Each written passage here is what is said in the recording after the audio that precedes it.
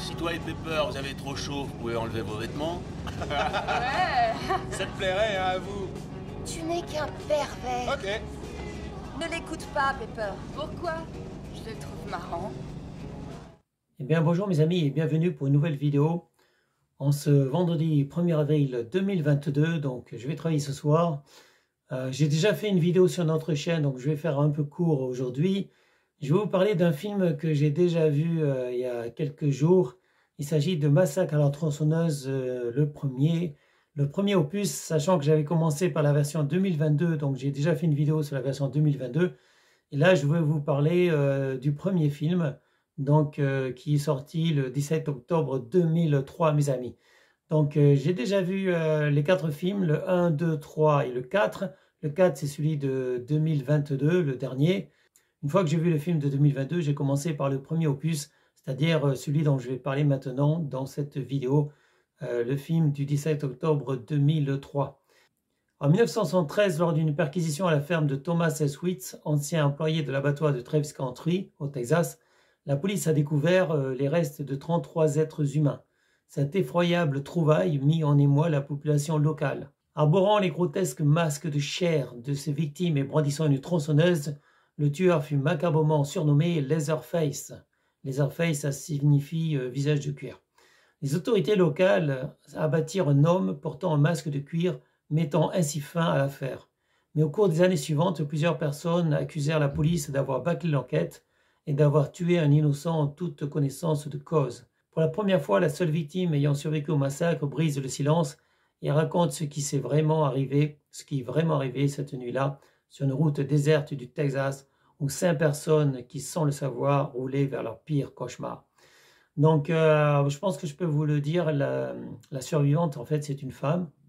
Donc, c'était des jeunes adolescents qui allaient dans un concert. Ils allaient dans un concert et, en fait, ils sont arrêtés pour porter secours à une jeune femme en état de panique. Donc, ils l'ont pris dans leur voiture et ils ont essayé de déposer cette jeune femme donc, dans un hôpital, mais il n'y avait pas d'hôpital. Donc, ils ont demandé quel était le bureau du shérif. Et malheureusement, donc, c'est là que tout a commencé. En fait, si vous voulez, au lieu de suivre leur itinéraire initial, leur itinéraire de début, c'est-à-dire de se rendre à ce concert, ils ont porté secours. Bon, ça c'est bien, mais en fait, ils ne roulaient pas dans la bonne direction. Ils ont roulé, au lieu de rouler vers le concert, ils ont roulé dans une direction, c'est-à-dire pour porter secours, pour amener cette jeune femme en état de choc à l'hôpital ou au poste de shérif. Ils ont donc fait demi-tour et la jeune femme, en proie à la panique totale, en fait, elle a préféré se suicider. Elle s'est suicidée dans la voiture et donc ils se sont retrouvés avec un cadavre à bord, un cadavre dans la voiture. Et voilà, donc ils auraient dû écouter cette jeune femme. En fait, si elle était en état de panique, c'est qu'il y avait une bonne raison. Voilà, mes amis, c'était qu'il y avait une bonne raison. Elle voulait surtout pas retourner à l'endroit où elle a vécu le calvaire. Et donc elle a préféré se suicider, mettre fin à ses jours avec un pistolet qu'elle avait piqué, qu'elle avait emprunté. Et donc elle avait gardé sous ses vêtements un pistolet. Elle s'est tiré une balle dans la bouche pour mettre fin à ses jours plutôt que de vivre à nouveau le calvaire qu'elle avait déjà vécu. Donc voilà mes amis, c'est cette histoire-là. C'est le film numéro 1, le film le plus horrible des massacres à la tronçonneuse. Et encore, il paraît qu'il y a une version avec des scènes non coupées, donc non censurées, parce que la version que j'ai vue, donc heureusement avec une amie, parce que je ne l'ai pas vu tout seul, ne regardez pas ce genre de film tout seul déjà, mes amis. Ne regardez surtout pas ce genre de film tout seul. Donc c'est tiré d'une histoire vraie, évidemment, c'est tiré d'une histoire vraie, ce qui rend l'affaire encore plus horrible. Donc c'est en fait un employé d'un abattoir qui a été mis au chômage, qui a perdu son emploi, et donc qui est devenu complètement zinzin, complètement fou, peut-être assoiffé de vengeance. Et en plus, le problème c'est qu'il est dans une famille de barges. Les gens qui l'entourent en fait sont aussi complètement dingues, aussi complètement fous que lui. Donc en fait, on parle d'un tueur, mais on pourrait dire qu'il y a plusieurs tueurs parce que toute la famille est complètement zinzin.